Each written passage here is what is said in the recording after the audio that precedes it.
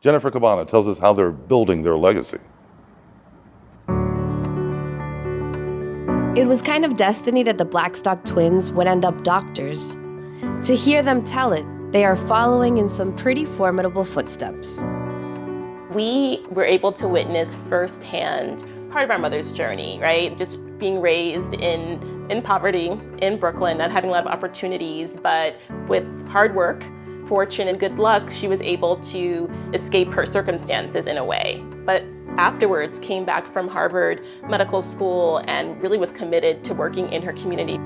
They credit their parents, Dr. Dale Blackstock and Earl Blackstock, an accountant, for the smart and dedicated women they would become.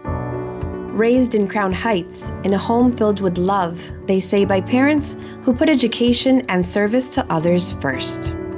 Education was something that was definitely emphasized. We went to school just like any other child, but our mom often gave us workbooks to do. Even at our slumber parties, she would give us and our friends workbook problems.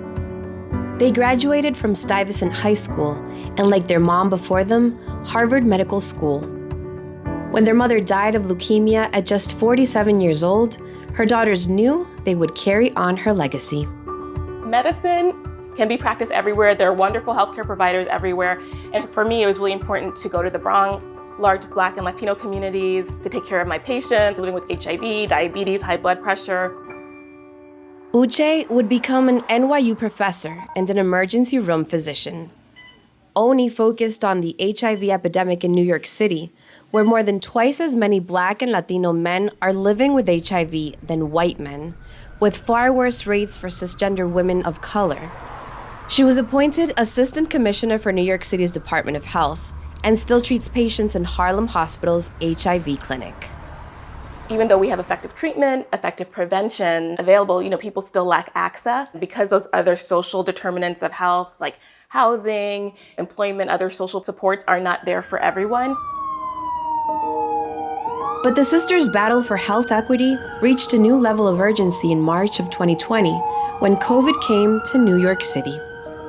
At the beginning of the pandemic, we saw Black, Latinx, Indigenous people being the ones that were most impacted by COVID, not just health-wise, yes, in terms of cases, hospitalizations, and deaths, but also economically. They're more likely to lose their businesses, less likely to have jobs where they had paid sick leave or health insurance. More transmissible than They took to the airwaves, to podcasts, anywhere their voices could be heard, to get the message out.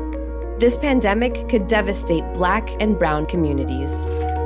And when the vaccine became available, they saw that fear and the clear memory of the cruel and terrifying Tuskegee experiments were keeping their neighbors from taking the shot. Uché took her mission to the streets, becoming a trusted messenger for people in the neighborhood who had questions.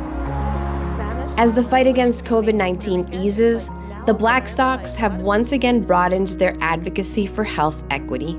Each sister has her own organization, battling the systemic racism plaguing the healthcare system. And there is so much work to be done. All the issues that were pre-existing in the pandemic have gotten worse. So yes, we hear a lot about Black maternal mortality crisis because it's just so incredibly horrific, right? But there are other horrific facts like Black men have the shortest life expectancy of any demographic group. We also know that Black and brown communities are the most likely to be uninsured or underinsured. We don't have universal health care. We don't have a social safety net. And all of these factors are really contributing to Americans doing much more poorly than their counterparts in other countries.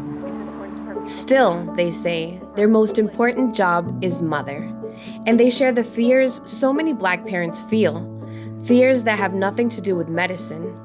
Fears they try to combat in part with a list of daily affirmations taped to the bathroom mirror. I have two little Black boys. Oni has a son as well. And they get a lot of messages that they are not worthy, right? And a lot of stereotypical messages. And so I want to make sure that in this home, it's love, it's affirmation, it's kindness, that they know who they are and they can be proud of who they are. And they celebrate even the small victories that come with serving their community. When you come into a room and someone says, oh my gosh, you're my doctor, and that smile appears across their face, that's like the best feeling, the best.